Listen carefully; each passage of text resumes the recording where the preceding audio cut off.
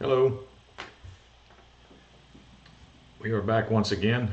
I am Tim with Golf Cart Garage. We come here twice a week, Tuesdays and Thursdays. Tim, Tuesdays, Thursdays, and we talk about golf cars. We talk about all things golf cars. We answer some questions. We talk to live people in the chat. We see if we can help people out, see if we can save them any money. Golf cars are a big deal. This is Thursday, October the 6th. This is episode 62. We are live right now on Facebook and YouTube. So if you're watching me on Thursday at noon Central Time, you're watching it live. We're going to go. We've got a little short session today. It's not very long, so we're going to get started. The garage is now open, so let's start. Go ahead and look at the questions. I'll talk more about other services we do as the session continues. And anybody in the live watching, feel free to comment. I'll get to you in just a second. Question number 1. I work on a golf course as a mechanic and I take care of the golf carts. And I'm having trouble with 3 of the carts.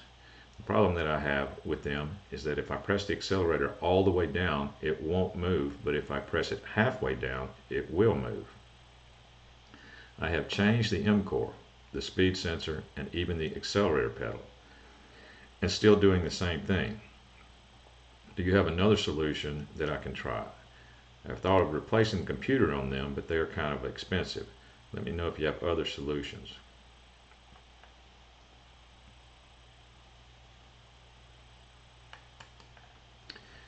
Well, your symptom that you're describing is classic MCOR. So I guess my question would be, are you getting OEM MCORs, or are you getting cheap MCORs off Amazon? Or because there are some very inexpensive MCORs out there that a lot of people have had trouble with. I take phone calls on them all the time. People that are having trouble with some of the real cheap parts. So that would be my question. But if you have an MCOR, are these IQ systems? Because if they're IQ systems cards, then Club Card could come by and check your MCOR with their little computer real quick. They could plug it into the diagnostic port and see if you, because it sounds like what it's doing is that, your MCOR is supposed to do like 0 to 5K. That's the signal it sends to the controller. You're going out of range when you press the pedal too far. So if something is not set right, or it's going to throw up a fault code for sure. If they would on their computer, they could look at your MCOR and see if it's going to 0 to 100% as you press the accelerator pedal. But if it goes 0 to 150%, then you know that MCOR is sending a wrong signal. So there's a couple of options for you, but it sounds like classic MCOR problems to me. Let's see, number 2. I have a 92 Club Card DS, and the toggle broke for the switch that turns on both the front and tail lights. Can I just change it out to something like a rocker switch? Sure you can. Your lights are going to be working off 12 volts. Your car either has a voltage reducer, or it has 4 12-volt batteries in it, and it's running, and your lights are hooked to one of those. Or you have a 36-volt car, your lights could be hooked across 2 6-volt batteries. So yeah, those switches are 12-volt switches. You can get those any type of switch you want. A 12-volt switch, you can get them at AutoZone. You can get them at Walmart in the automotive department. So yeah, you could change that out to any 12-volt switch that you wanted to. Number 3. I have a 95 Club Car. The cart starts out fine, then loses speed and won't go up even with a fully charged battery. I think I need a new potentiometer, but I don't know which one to get. Well, I can tell you this, you might have a bad year car there, because Club Car had some problems with a particular potentiometer between 95 and 97. So in 95, you could have one of 2 potentiometers. You could either have V-Glide, which would be the good one, or you could have the one that they tried next, which they only tried it for about a year and a half, and that one's not available anymore. And it's causes a lot of problems, and it can cause exactly what your symptom is. And you need to get what is, if that's the kind you have, it's underneath the cart, but it's not an MCOR. It's not an MCOR, and it's not a V-glide. So it's the potentiometer is on the side of one of the I-beams, and the accelerator rods go right through the middle of it. If that's the one you have, what you have to do with there's a lot of people that have that car. You have to get what is called a pre-MCOR to MCOR conversion kit. It's an expensive kit, but it includes everything you need to change your car over to a modern day MCOR system for the potentiometer.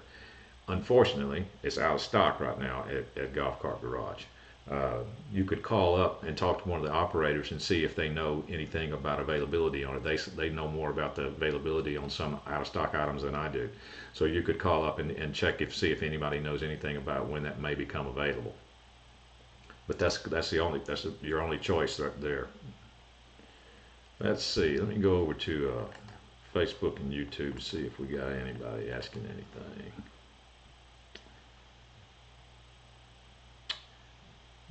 Nope, looks like we're good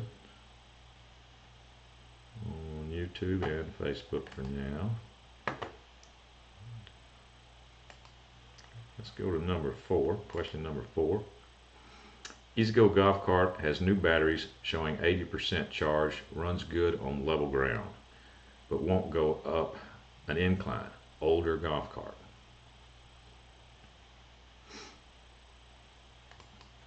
Well, I'm kind of old school when it comes to that. When you tell me the batteries are 80% charged, I don't like to hear percentages. I want to see I want to see the actual volts, in the batteries. And when you climb that hill, I'd love to see the volts in the batteries too. When it starts trying to climb the hill and starts going down, I want to see what the volts in your batteries are doing then. If they're dropping way down, then your batteries are the issue. If they're holding steady, but the car is still slowing down and still won't climb the hill, then it's not the batteries. But I don't like percentages. Voltage is key to me, not percentage. Let's see. On Facebook we got Sheldon Oglesby. What's up, Sheldon? You have a 2004 48 volt DS series cart. Sometimes the cart runs good and forward from a stop and then slows to a crawl within a few minutes, but never completely just stops. Sometimes it starts slow out of the gate. Reverse seems to be normal. Battery's good. Motor is rebuilt. MCOR good. Solenoid good. Checked all wires for brakes, soft spots and hot spots. FNR switch is new. Controller is the 𝗟𝘂𝘁𝗍 terminal silver case. Could that be the issue? Well, considering that your car is a series cart and so that means it does not have a speed sensor on the end of the motor, then that's your only choice. That's the only thing you have left would be the controller. Now I have seen controllers go to half power. Everything works and they're half power, but they're just half power controllers. I've seen that happen before. So anything is possible when it comes to a controller, because they can go out in many ways and have all kinds of different symptoms. But yeah, what you're describing would be a speed sensor, but you don't have a speed sensor. That's what I was saying. Since yours is a series cart, I'm glad you added that in there, or I would have jumped right on speed sensor there.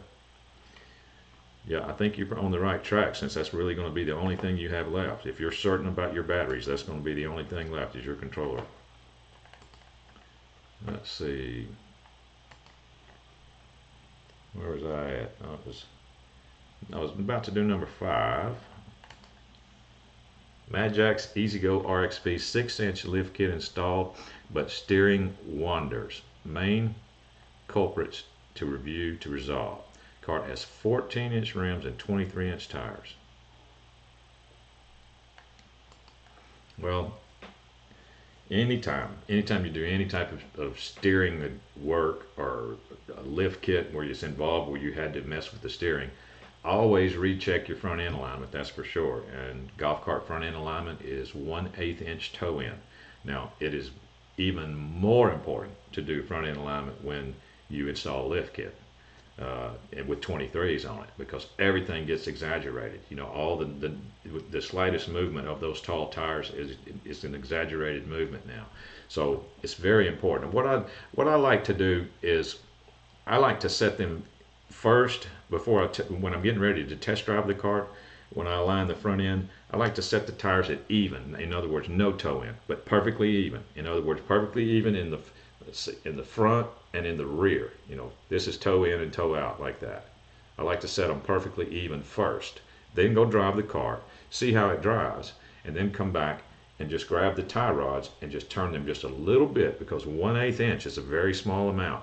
You just want 1/8 inch toe in, just a real small amount. So set them perfectly even first, and then grab the tie rods and just turn them just a little bit. And when you see the tires move in, just stop right there. That's going to be 1/8 inch toe in. So I like to test drive it with them even. If I don't like it, if I like it is even, just leave it alone. But if it's still something wrong, then turn it 1/8 inch toe in. That was number 5.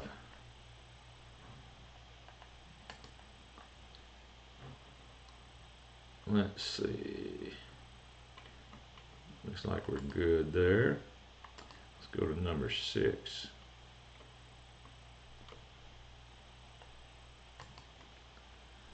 Number 6 is from Bob. This is regarding a solenoid coil resistor on my sister's 2000 Club Car DS. The measurements of the coil are as follows: 3 inches. There are 6 loops with open hooks on each end. Could this coil be replaced with a solid state resistor? Also, could you help me determine what causes the coil failure, if it is anything other than simply a part failure? Well, let's talk about first.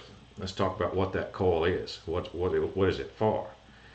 In your particular case, in that year club car, you must be referring to the 2 solenoid club car.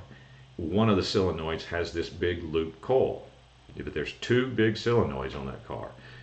What that is used for is that was Club Car's first attempt at a regenerative braking car. You know, that was their first regenerative braking setup, and that coil is what burns off excess voltage and heat in order for your car to slow down. Like when you let off the gas pedal, that's when that coil gets hot.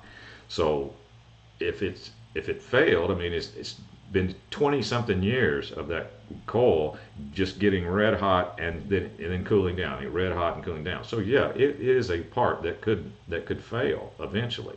It's just a big piece of metal that heats up and cools down, over and over and over again. That's what it's designed to do. So yeah, it could possibly just be a part failure.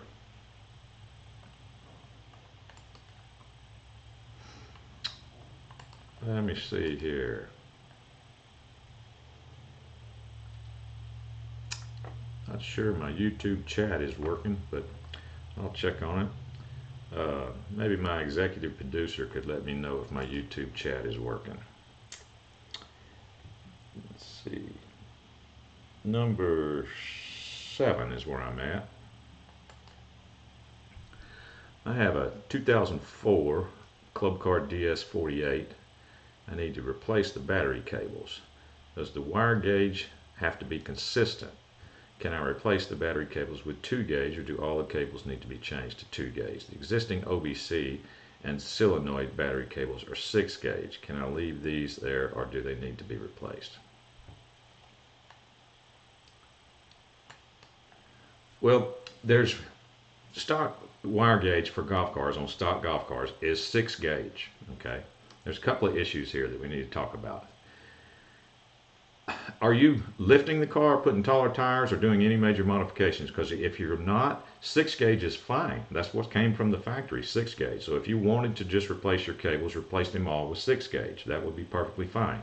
The only time that you ever would need to replace your cables if you started developing heat in one or more of your wires, and that just tells you that you need a bigger wire if you're developing heat. So just fill your cables, and if you have any hot spots or anything, then you might want to think about going to a slightly bigger wire. You could either go to 4 gauge or 2 gauge. Now the problem with that is you have an onboard computer on your car, and one of your 6 gauge cables is going directly through the onboard computer. It's going through a hole. Well, I can assure you 2-gauge cable will not fit through that hole.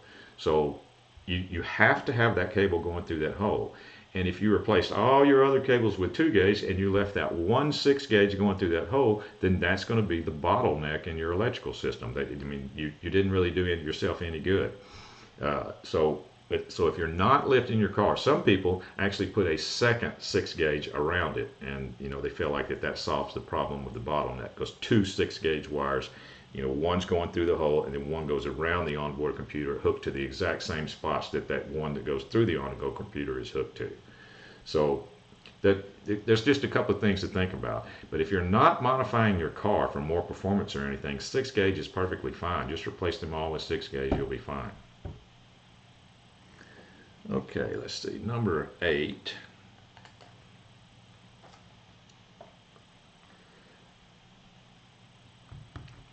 Okay, this is from Francis. I have a 96 Club Car 48 volt. My batteries are 5 years old. When I plug golf cart in, it goes to about halfway on the voltmeter, and a few days later it goes to the left and blinks. I assume it wants to be charged, and then I go back to the middle, or it never goes all the way. My question is, do I have a voltmeter problem, a battery issue, or both? Can you give me a little advice? I use this as a utility vehicle, not much distance or time, but every day for sure.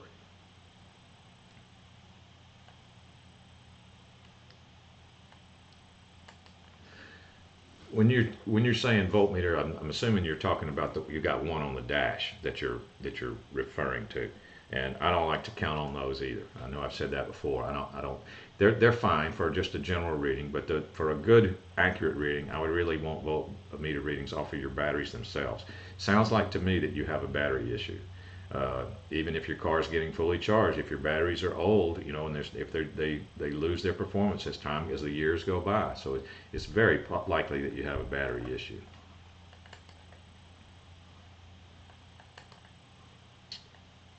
Okay.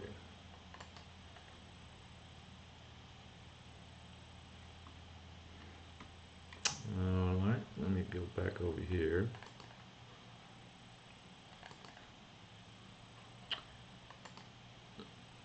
Okay, that was number 7. No, that was number 8, so we're on number 9 now. Number 9 is from 𝗏, I guess is how you would say it, 𝗏 or something like that. I have a 2022 72-volt EZGO that I got from Fatboy's in Covington, Georgia. It had this system that helps recharge the battery every time I put on the brakes. You're talking about a regenerative braking system. Yep, that's been around for a long time. I only do a mile or 2 in a week. My question is, how often do I need to put my cart on charge, and do I need to leave it on the charge after it is charged?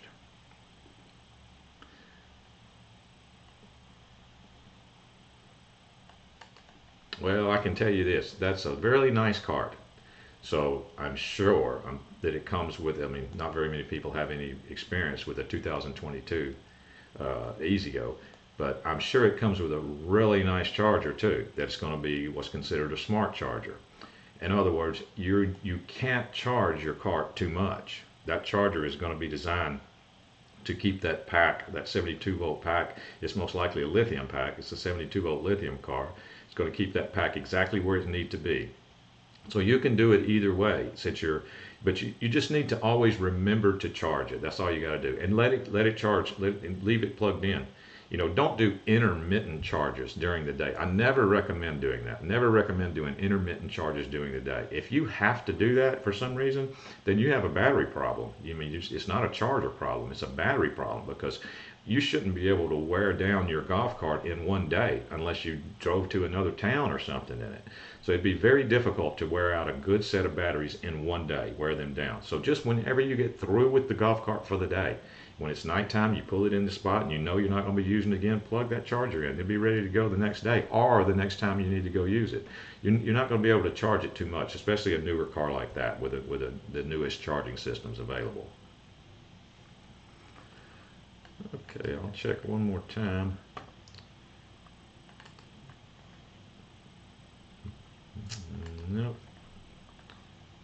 Sorry about the problem I'm having with YouTube. I'm not showing any chat on YouTube. I'll catch you guys next time if you're in YouTube trying to say something. I'm sorry about that. Number 10. This is from 𝗲𝘂𝘁𝘁. Says, I'm not going to ask about golf carts. Well, that's a first. I need storage for a small solar system. I have been using some used T145 batteries, 6 volt, and they will run the greenhouse for about 24 hours. Each one has about 245 amp hour, and I was wondering if I change to 12 volt batteries, T1275s, if I will gain any more usable power. Well, you get the prize for the day. You asked me a question that was not golf cart related. That's the first time I've been asked that question, but I really do think I can answer your question. The answer to me is no. You're not going to gain power. In fact, you're going to lose power. Now, and I'll tell you why. T145s, that is a big, heavy golf cart battery. In fact, I even went and did the weights. A T145 weighs 72 pounds. Now, the reason I'm telling you that because this is significant in your usable power and the amount of time your solar system is going to run.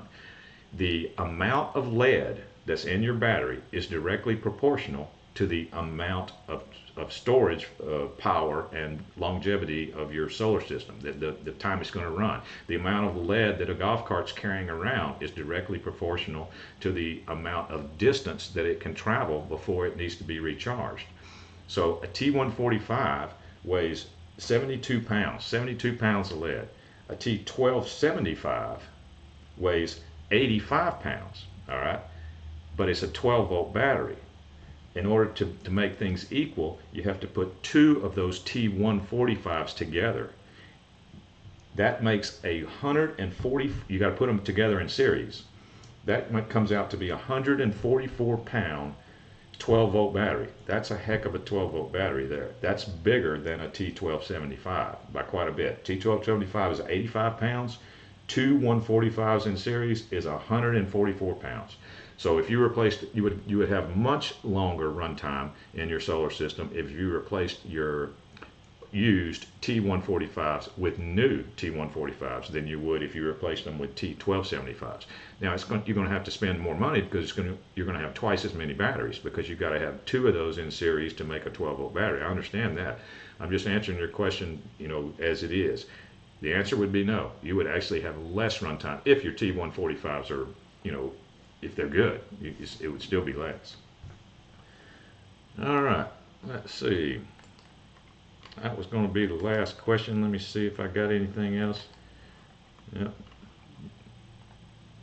YouTube hadn't started working yet. All right.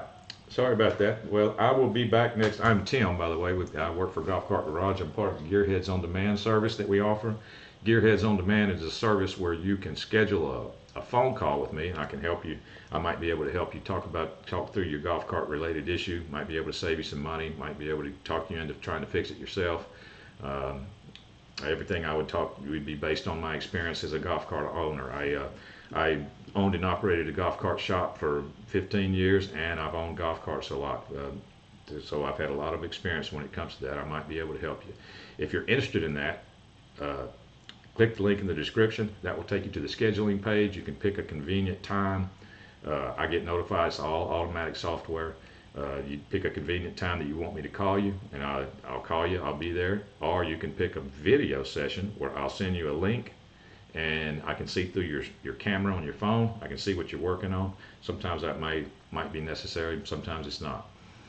Anyway, this was episode 62. I will see everybody next Tuesdays. Tim, Tuesday, Thursday. Thank you for coming. Thank you for participating. Remember to comment, like, and subscribe on this video. And I will see everybody next week. The garage is now closed.